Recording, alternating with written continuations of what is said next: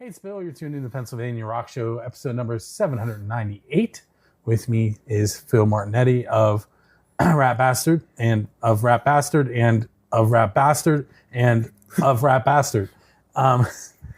You'll figure out what I mean by that a little bit later. It's about right. Yes. So earlier when we were setting this up, I realized that we did a strap-on bomb episode in this room pretty early on. Yeah, this is probably the first remote I ever did.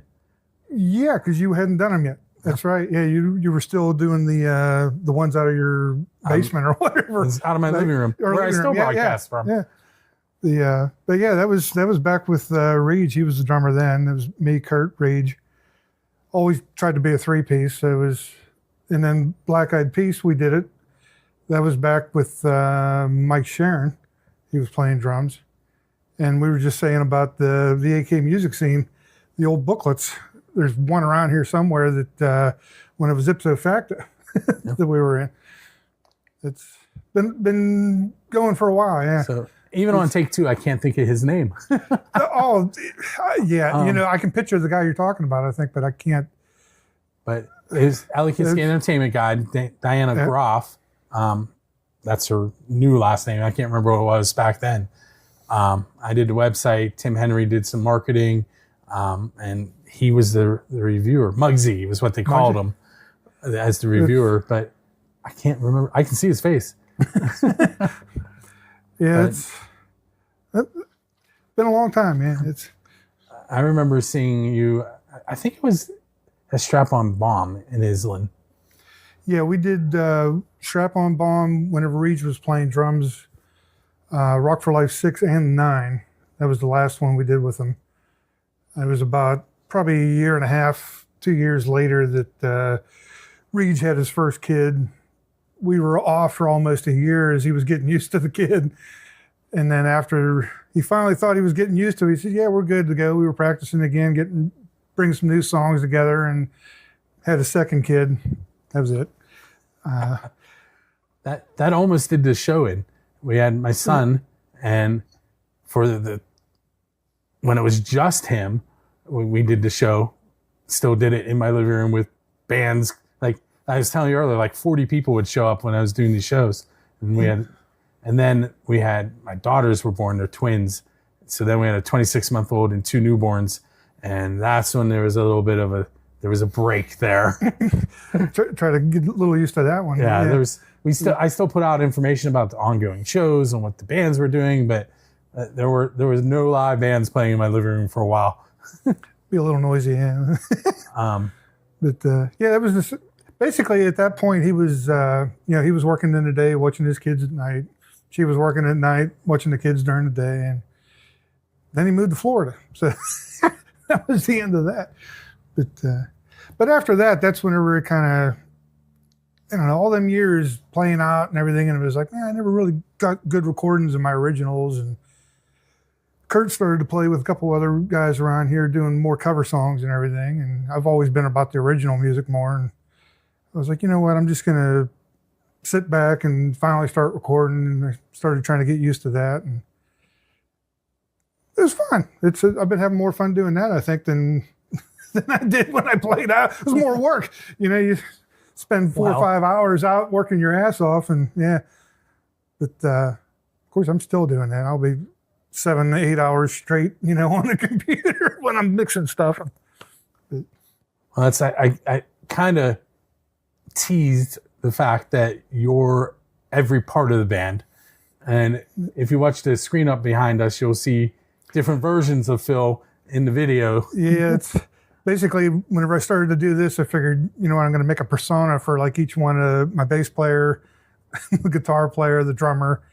And then one video, I even did a separate one for the vocals just to do something a little bit different there. But it's basically kind of 3 different people in a way. How did you come up with the personas? Like that one kind of reminds me of Darth Vader. That was... trying to remember, that was the first one right there with the spikes on my face. I just wanted something. I'm thinking nobody knows who I am. Let's keep it that way. So it was kind of like you couldn't see who I was kind of thing. So that's how that started. Same with the second one. There was that kind of followed along with a rat, because I'm thinking the face of the, just kind of looked like a rat a little bit. So I was like, that looks pretty cool. And then the drummer, I just kind of went steampunk Mad Max or something, with the way he was laid out. But I just figured I'd do something different, just so it was, in a sense, it wasn't me. It was the rat bastard. It was who it was. So my son is working on becoming, well, he is a multi-instrumentalist, but he's adding bass and guitar to his lineup currently. How long have you, you're playing bass, you're playing guitar, you're playing drums. How long have you been doing each of them? Drums, I've been playing since I was in high school. Basically started out with trumpet, and then ended up, got to the point where, I don't know, I was like, your stage band, honors band, all that kind of stuff. Almost needed something else, so I started getting into the marching corps. Actually, has some funky pictures of me back in the day with the Shamrocks, but that's whenever I started playing drums. And then that even carried over into stage band, because a lot of times in stage band, I would just hop behind the drum set and play the drums whenever we were messing around and everything. So that started there. Guitar got started right about 85, 86. I finally was like, what's this trumpet going to do? It's kind of like, as much as there are some good trumpet players, it was like, what's this going to do? And I started getting into guitar. So that's when that got started. And sort of the bass, right about the same time. Just one of those where, I don't know, actually starting playing was all one note kind of things. So there was starting the bass a little bit there, right there. But from there on, even piano, everything, it just always heard it. It's just one of those things I could always hear it. So I kind of just, I just pick something up sometimes and start working it out. Yeah, that's how he is. He started with the trumpet, and he learned how to play the French horn and euphonium. One day he walked up to the piano and started playing it. Let's see, he's got an ear, yeah. He, back in March, his band and chorus director from school last year, they were playing in between the chorus and the band switching over during concerts. They would play with some students, and they both could play bass. Well, he said to my son, why don't you learn to play bass so we don't have to? And Rocky from Music from the 412 gave him a bass, and that he was also doing drama club at that point, so he didn't get into the bass too much at that point. But now he has a 4-string bass, he has a 5-string bass, and then about 2 months ago, maybe 3 months ago, the senior class decided that for part of the Spirit Week, they were going to play part of a song. So then he bought a guitar because he was going to play the piano part on the guitar. There you go. And then the week of the song that they were going to play, which was last week, the drummer quit Wednesday and they were playing Friday. He learned how to play the drums on that song Wednesday, Thursday, and played it Friday. That's impressive. So yeah. And my wife and I both told him, you're not getting drums. It's just what you want, yeah. But yeah, so he and my daughters are going to be on episode 800, so 2 episodes from now. There you go. Now that I wasted, so we'll get you some. All right. No problem. So can you pinpoint when you realized you wanted to play these instruments, or just when did you're like, wow, I want to be a musician? Actually, as long as I can remember, I've always just enjoyed making music. And even back with the, elementary school playing the trumpet, I would just always make stuff up. It was just one of those, I just loved doing music. It was, Christ, I remember I actually got myself in trouble on purpose in junior high because our music teacher, this was at Highlands at the time, he was basically like, if you got in trouble, you did something or whatever, he would make you do a solo in front of the whole class. Like, so I literally got myself in trouble on purpose so I could do the Benny Hill theme.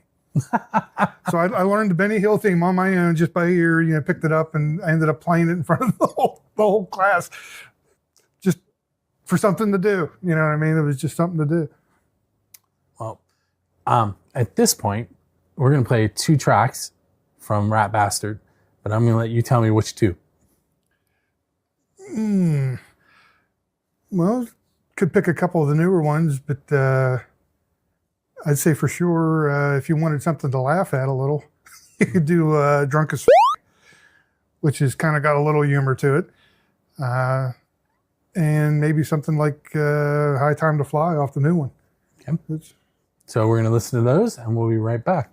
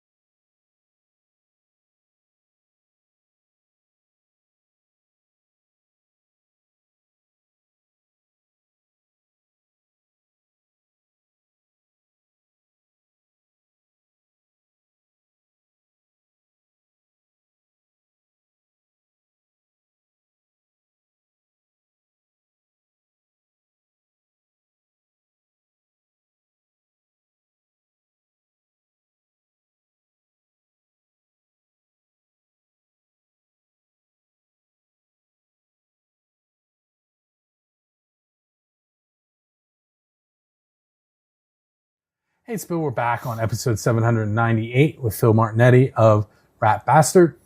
And I was just telling you, we can't say that word, but I'm saying... Yeah, no, It's the name. Yeah.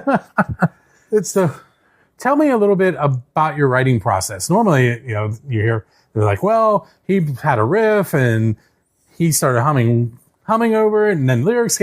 How does that work for you? It's almost the same. Yeah, it's certain times I'll get a rhythm in my head, and it's like, man, it sounds really cool, and then it's basically from that I'll start to, okay, well, I need another one to go with this that would make a cool chorus, like kind of thing. Sometimes that'll start it. Other times I just get lyrics into my head. I'll be like almost poetic or poem like kind of thing. The rhyme gets in there, and it's like, got to write that down. And then boom, it's like, you know what, that would sound really good with like a punk groove, or this sounds like it should be really heavy, something like that, and just build from it. Yeah, it's so. I once, Paul Peterson from Big House Pete. Okay. Years ago, he was at my house doing one of these interviews, and he has a song called "If Sheep Could Shave," and you can read into that, and that's what it's about. And I asked him, I was like, so a lot of songwriters write songs about their life. And he said, yeah, that one's about my bass player. Are any of your songs about your bass player? No, I never did that. And really, a lot of mine, I get into this, I would say 90% of them. I've always had this thing about, if you want to call it yin yang, positive, negative, that whole kind of thing. So a lot deal with conflict, and then just kind of thrown into there's always another way to look at it. So, even if it's bad, there's still good. If it's good, it could always be worse. However you want to look at it. And then I always try to leave it a little open so that it's kind of all on the person's point of view. Because not everybody sees everything the same. So one person might listen to something and think one thing, and another person thinks something totally different. So I try to leave that open for that, and then every once in a while I get just like they said, the comedic like kind of thing like that, like My Christmas Tune. The whole thing about waking up and hearing your dad bitching everybody out, throwing shit out the window. Yeah, Merry Christmas to you, you son of a bitch. Yeah, that kind of thing. Even Drunk as F***, same thing. That came out as a, wake up a day after and thinking, what the hell did I just do? That kind of thing. Dead Fly Walking was a kind of a stupid thing. That one got started by, of all things, a dead fly walking, where there was a bunch of dead flies in the window. We thought they were all dead.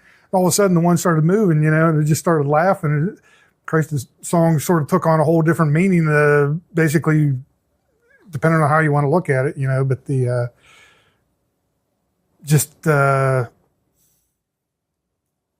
how, like, Christ, if he was on the cross, how would he look at the people that were actually putting him up on the cross?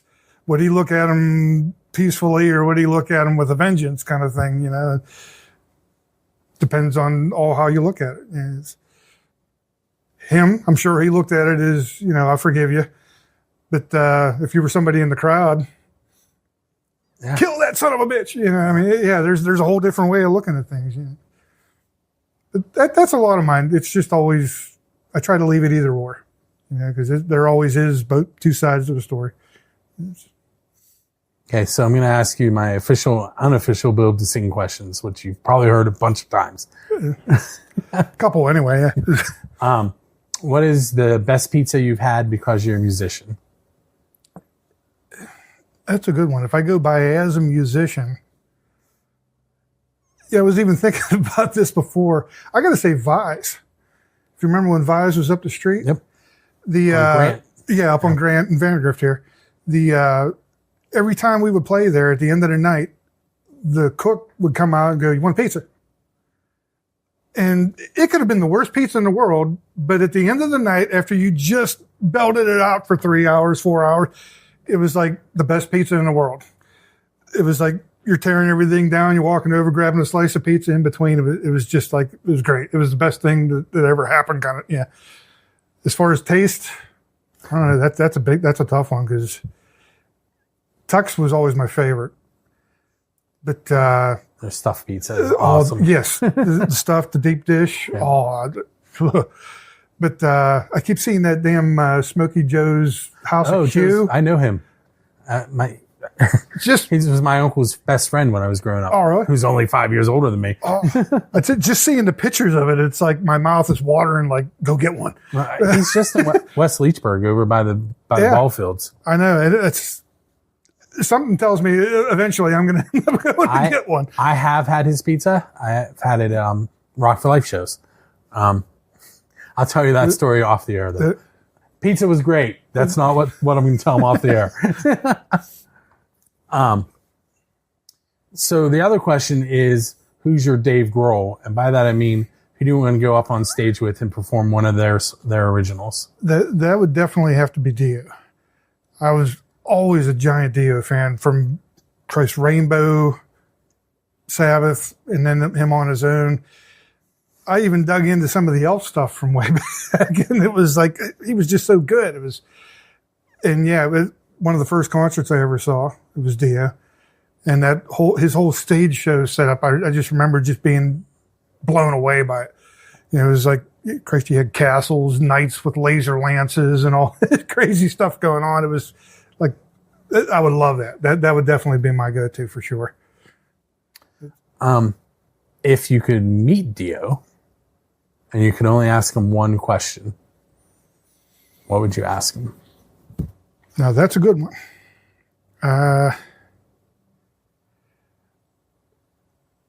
I'd almost have to say, who did he like playing with better? Like Rainbow, Sabbath? Did he like doing it on his own there? I think that would be kind of an interesting thing just to hear, whether he liked Rainbow, Sabbath, or, on his own. I know Ozzy didn't like him in Sabbath.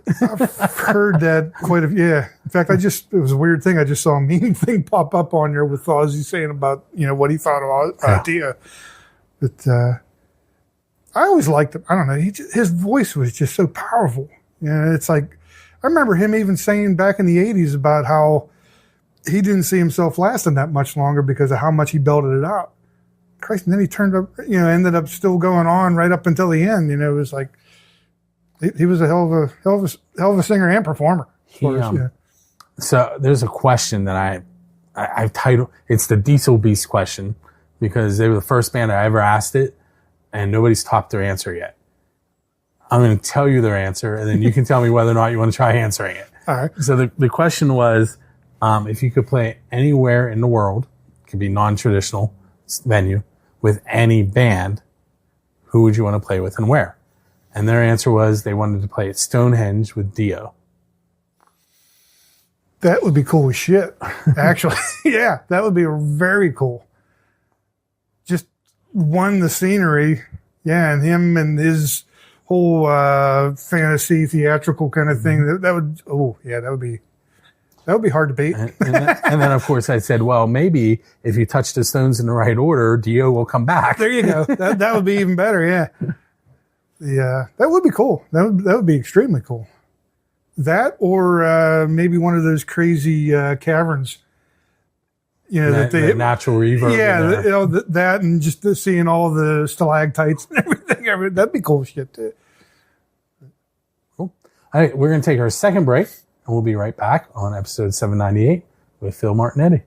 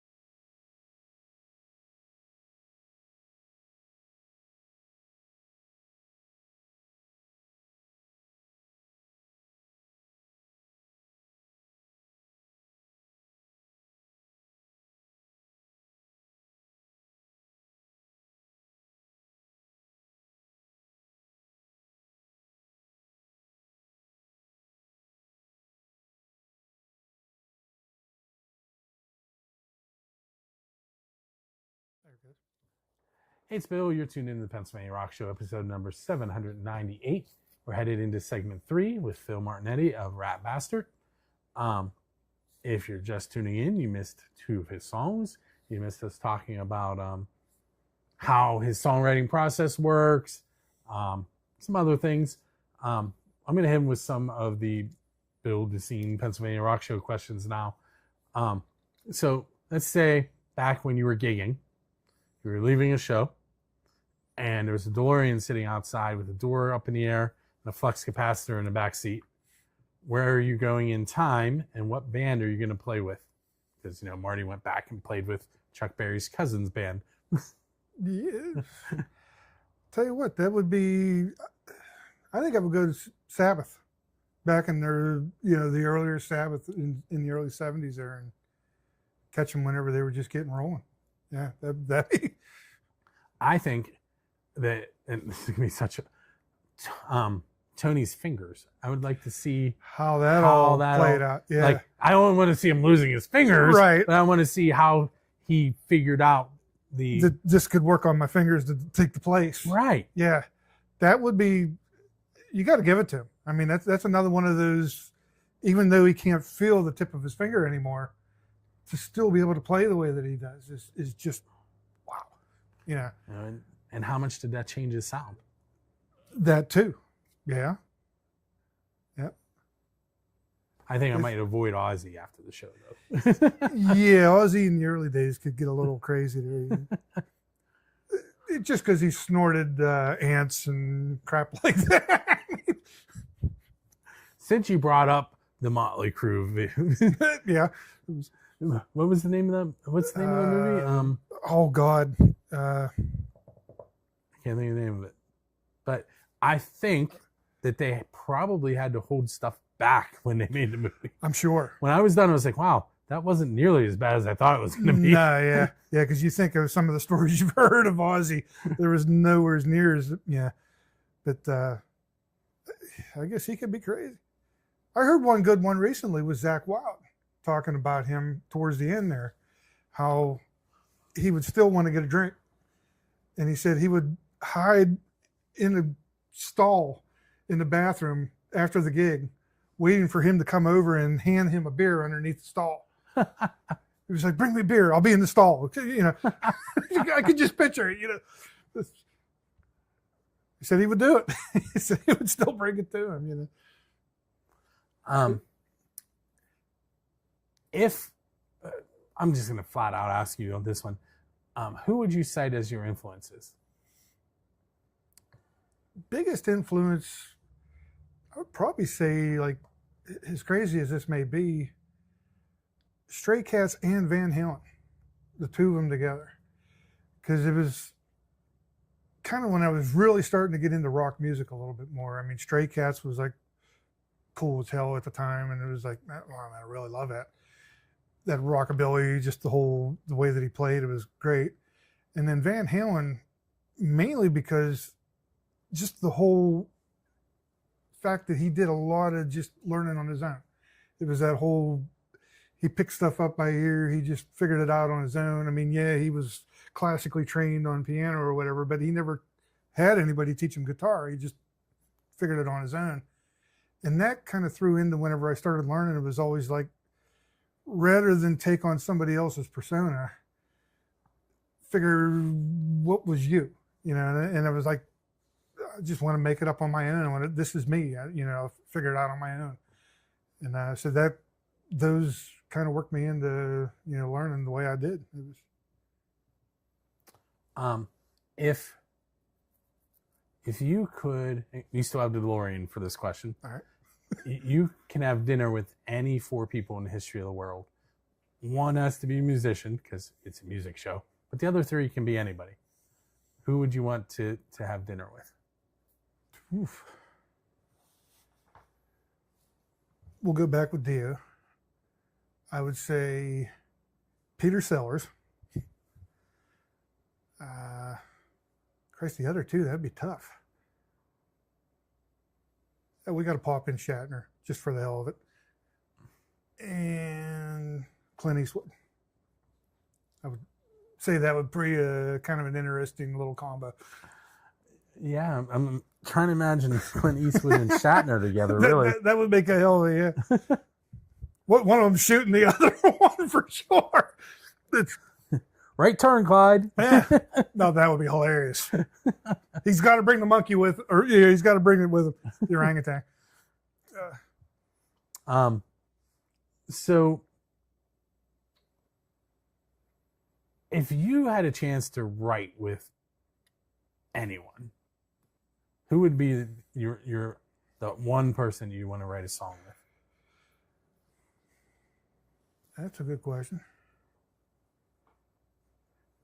Same thing. I got to go back to Dio because it's just, I think I got to say that I will probably have pulled a lot of his style influence into my music because how much I did like him. So writing something that he would be collaborating on would just, yeah, that would be the apex. You know, that would be the best thing ever. Yeah.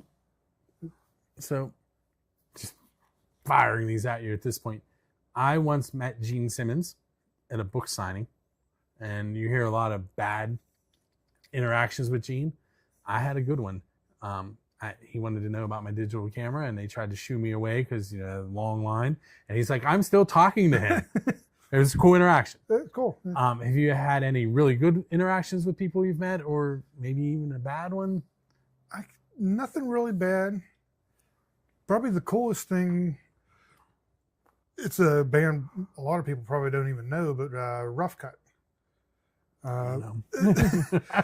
Back in mid 80s, they were getting kind of big. They opened for Dio the one year, and after the concert, we were out bullshitting with them. You know, people were coming up trying to get things signed and whatnot, and we're just sitting there talking with them the whole time. And I mean, they were like just anybody else. You know, the way that it was cool.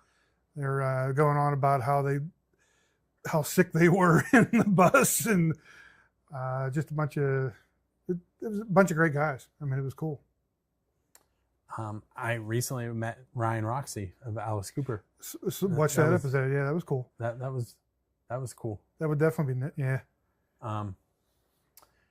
So he got asked, Rocky asked him the pizza question, and you hear it on his show, his answer.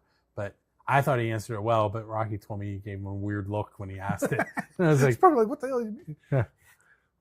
it's my thing. Hey, it's a good question to ask. Yeah. So we have a few more minutes.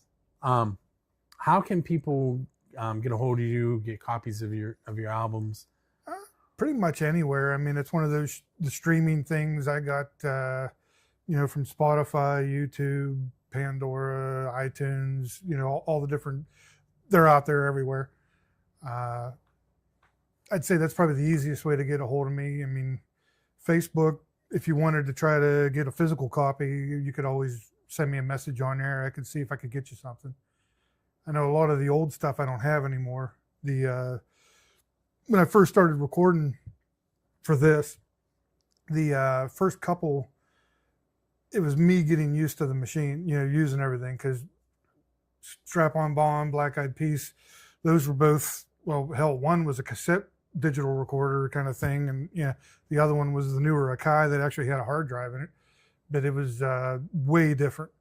So now I got, basically I have a Behringer XR18 that I use for the interface. And then I use Reaper for doing all the recording. But the thing that set that off too was Metalocalypse, of all things. I was watching a documentary on Brendan Small and how he got the sound for Metalocalypse. And same thing, he used basically like a superior drummer to get his beats down whenever he came up with an idea. And then he used his Line 6, which he has the rack mount version of what I have, but same thing. And that Line 6 is all the guitar work that you hear on the show. And I was like, Christ, that thing sounds so good. It was unbelievable. So I made sure I got one, and that's how I started kind of doing the recordings. But the very first couple, those were, there's just nothing left. I mean, I had like hundreds made, but I just give them away. I don't even try to sell them. It's one of those things. It's like somebody comes in, they like the music. I'm like, here, take it. So those are gone. I do still have from the Rat up. I still have a bunch of different ones here and there. So if they get a hold of me, I could always get you something. So I have a few sitting on my desk that I normally record the show on. That's the artwork for right. for this episode. Yeah. And I just sent a bunch to John Ballistic for the Underground Jukebox. I just sent him a bunch. Figured I had to. He sent me a shirt. I'm like, hey, you send me a shirt, I got to send you something. So I sent him all even though he had already had the music, I'm like, well, you got to have the hard copy. So for those of you that don't know who John Ballistic is, he's a DJ on Music from 412. His show is called John Ballistic's Underground Jukebox, and it's on Thursday nights at 8 p.m. It'll replay Friday night at 11 p.m. And I can't remember the morning episodes, but there's two of them. Yeah, it's cool to listen to. If you want to hear something that nobody heard before, pop it on. And when his Thursday episode is over, you can hear my show replayed. Yeah, it was on right after. So one more question for you.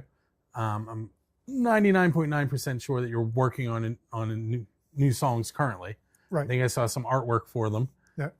What's the timeline on that release? I'm hoping that I'll have everything done and start to go out into the stores for at least the beginning of the year. It was one of those things where a lot of the songs I have them down, I've been having trouble playing anymore because I got a damn trigger finger on my one finger, which has been slowing me down a lot. I'll get into a groove, I want to start recording, and as soon as I play for like 3-4 songs, all of a sudden it stiffens up, and it depends on what I'm doing. If I'm playing chords, it's like my C chord, G chords, it'll lock down on me like it, and I can't do shit with it. But so I'm fighting in between. But the other thing is, I ended up realizing the one song that's actually the name of the album, Rhymes of Death, ended up being over 10 minutes long. And I'm thinking, okay, wait a minute, that's a really long song. That's almost prog. Yeah, it was crazy. It was one of those things where it just got it. I was like, holy fuck, that's long. But so what I ended up doing is, it was like, I'll do like a Pink Floyd thing. I'll do a part 1 and a part 2 and a part 3. And that actually turned my EP into an LP.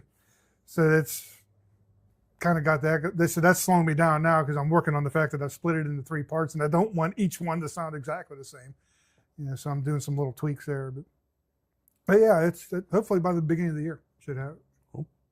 Well, I want to thank you for hanging out with me this evening. Oh, hey, thanks for coming to the sewers.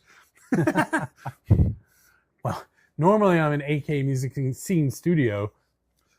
It's All right. There's a history behind that name, and this is perfect. Yeah, it's funny because the one CD I actually put on there as a joke, Underbelly Records, just because it's just the sewers, It's well, thank you again. Hey, it's nice talking to you, man. And everybody, make sure you join us each and every Monday night, 7 p.m. for the interviews if you want to be involved in the live portion of the show, or if you want to hear the radio show with all the music included, that is 10 p.m. You can go to musicfromthe412.com, buildascene.com, xrpradio.co.uk, or metalshop101.com, all at 10 p.m. on Monday, and then it replays all over the world throughout the week, and it's on the website 24/7, 365. So once again, that's buildascene.com, and we will catch you next week.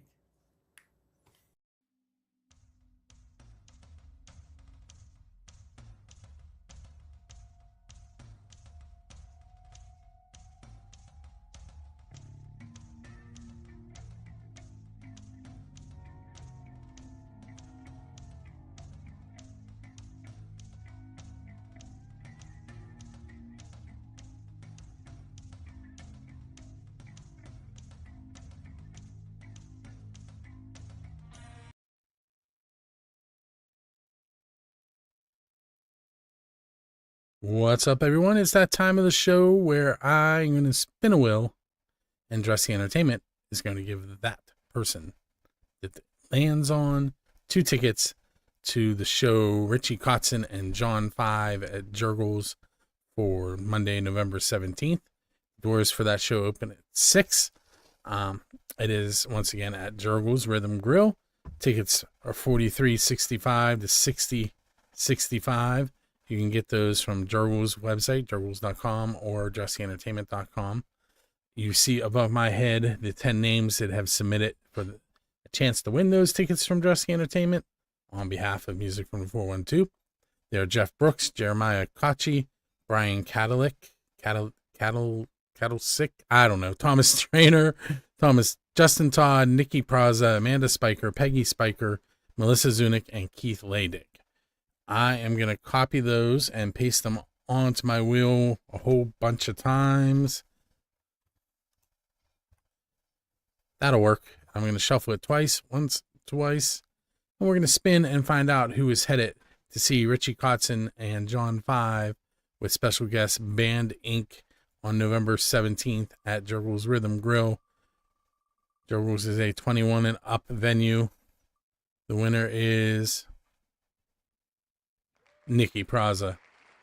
Nikki, keep an eye on your email. You'll be receiving an email from me, which will also be notifying Dressy Entertainment that you won their tickets, and then they will contact you with how to get those tickets.